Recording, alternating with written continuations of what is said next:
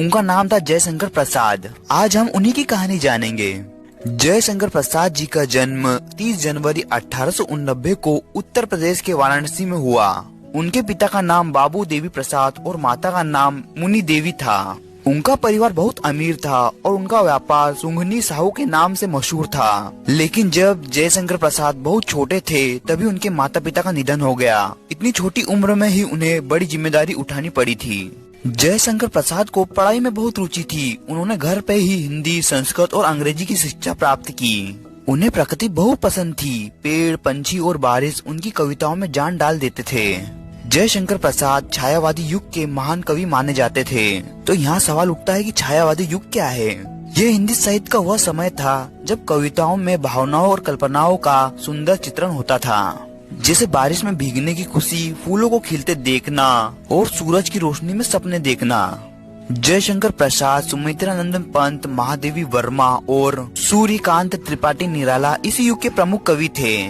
बात करते हैं जयशंकर प्रसाद की रचनाएं। जयशंकर प्रसाद ने कई कविताएं, नाटक और कहानियां लिखी। जैसे कविताओं में उनकी प्रसिद्ध रचनाएं कामायनी, आंसू, झरना। बात करते कामायनी, यह उनकी सबसे प्रसिद्ध कविता है। इसमें इंसानियत भावनाओं जैसे प्रेम, क्रोध और आशा को दर्शाया गया है। और वहीं आंसू में जीवन के दुखों और संघर्षों का वर्णन किया है। और रही बात झरने की, इसमें प्रकृति की सुंदरता का वर्णन मिला है। और उनके प्रसिद्ध नाटक थे चंद्रगुप्त, यह भारतीय इतिहास पर आधारित नाटक है। ध्रुव स्वामिनी, इसमें महिलाओं की ताकत और साहस को दिखाया गया है। स्कंदगुप्त, इसमें भारत के गौरवशाली इतिहास का वर्णन है। और वहीं पे उनके प्रसिद्ध कहानी संग्रह छोटे छोटे चित्र, इसमें छोटी छोटी कहानियों के माध्यम से समाज के बारे में बताया गया है। और उनके प्रसिद्ध उपन्यास में है तितली, ये एक साधारण लड़की की कहानी है। जयशंकर प्रसाद बहुत ही दयालु थे। वे हमेशा दूसरों की मदद करते थे।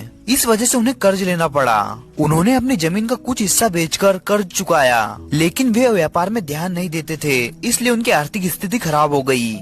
दोस्तों, जयशंकर प्रसाद का जीवन संघर्षों से भरा था, लेकिन उन्होंने कभी हार नहीं मानी। उनकी कविता हमें सिखाती है कि मेहनत और लगन से हम अपनी मंजिल को पा सकते हैं। उनकी कविताएं हमें सपने देखने और उन्हें पूरा करने की प्रेरणा देती है। 15 नवंबर 1937 को जयशंकर प्रसाद का निधन हो गया, लेकिन उनकी